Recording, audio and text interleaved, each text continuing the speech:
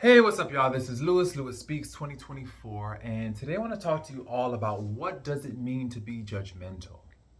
Everyone has a different definition of what it means to be judgmental, and I think that it's helpful when you come up with one operational definition of what it means to be judgmental.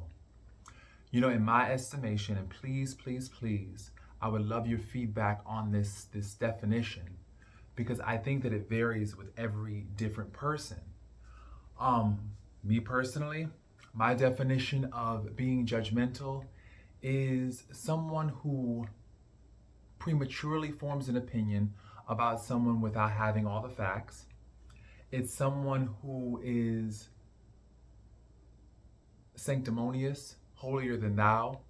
They tend to look down and snub their noses at other people. And they tend to be overly critical and just really look down on someone like they couldn't be bothered, you know? I think that there's a tendency that when you offer constructive feedback or caring concern, that's often misconstrued as being judgmental. I think people tend to rush to that word. Oh, you're judgmental. Whenever you're offering them just your perspective and your take on their maladaptive and inappropriate behaviors. And I think people have got to humble themselves. They've really got to humble themselves and stop running to that word judgmental. Oh, you're judgmental. You're this. You're that. Oh, you're critical. No. Truth is, we all form judgments about people, and we do that sometimes prematurely in order to keep ourselves safe. We look at a person and we ask ourselves two questions. Is this person safe or is this person unsafe? And so we basically make those determinations, and sometimes we don't always have all the facts. We don't always see everything. And in instances like that, we definitely have to use compassion and empathy as tools to really understand someone. But the thing also is there's a caveat to all of this. Because while we understand certain behaviors we should not condone. For example, I get that you were abused as a child. But does that mean that I have to continue to tolerate your cycles of abuse? Or you venting your rage? No. Another example is you are a landlord, right? Rent is due at the first of every month. And yet every month your tenant comes to you with a Sally sob story as to why they cannot pay the rent. And they require you to understand. When you don't, you're accused of being judgmental, critical, harsh. But the thing about it is, rent is due on the first. You have obligations that you are required to pay and attend to as well. The same applies in terms of dealing with people. You understand that they have hardships. You understand that they have difficult times. But at the same time, you need the rent of love, of investment, of consistency, of reassurance, of validation. You need that rent in order to maintain the building that is you, right? And so there's nothing wrong with deciding that a person is not right for you.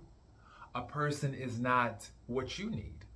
That's not being judgmental. That's not being overly critical. It's actually good sense. So that way you don't resent the other person. And I think that we rush to that word. There's a lot of misconceptions about someone being judgmental. And we use it as an accusation to shame other people whenever they erect firm boundaries. I've noticed that in a lot of situations that when you stand up for yourself, when you say, I'm not tolerating that poor behavior anymore, what ends up happening is that people accuse you of being judgmental, critical. Oh, you don't understand. No, I understand. I just refuse to endorse and co-sign that poor behavior. So that's not being judgmental. I think that there are levels. Levels. This discussion can go on and on and on because we as human beings are born to make judgments. When you think about a psychologist or a psychiatrist, someone comes into their office to see them, right? They're experiencing some form of distress, which leads them into that office. The psychiatrist is tasked with the responsibility to listen and, based on what they hear, see if this person fits the criteria for some diagnosis, right? And so this is the same with people. We listen to what people are telling us, and we have to determine whether or not they are healthy to be in our lives, or if we just have to keep them at a distance. It's not that we're judging them or looking down on them or being judgmental. It's just about keeping us safe and realizing that, wait a minute, this person is not connecting with my energy. This person is not healthy for me to be around. Thing about it is, stress kills.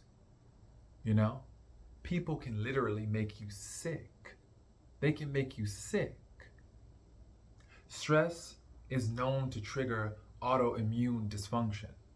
That's a scientific fact. The more stressors that come up, the more adrenaline, the more cortisol pops up in our blood. And what ends up happening, that cortisol, when it's in a higher state, can lead to increased inflammation. And that inflammation can trigger an autoimmune response. And so the thing about it is you have to reduce and eliminate not even all forms. I would say, let me correct myself. Eliminate major forms of stress, because there's certain stress, they call it EU stress, that is good. That's healthy in terms of helping you learn how to deal with certain things. That's good stress.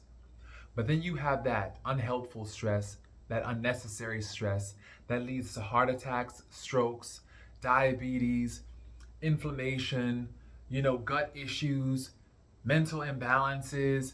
It's not healthy. And so you have to keep yourself healthy.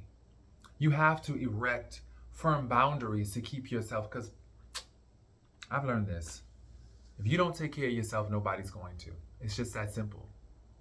If you don't take care of yourself, you always have to be at the mercy of how other people take care of you. And sometimes people take care of you like trash. They take